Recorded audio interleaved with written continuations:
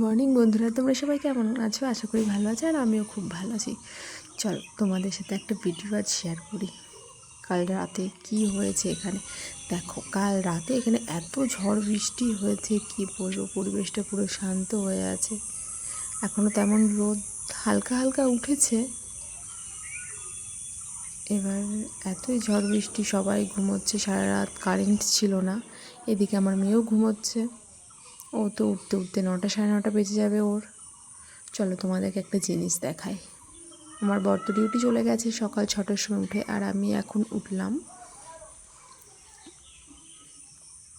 এই যে এইদিকে আমার ব্যালকনি, এখানটায় আমি এটা ওটা জিনিস রেখে দিই। দেখো জল ঢুকে কি হয়েছে। রোজ যেদিনই বৃষ্টি হবে সেই দিন তো জল ঢুকবেই।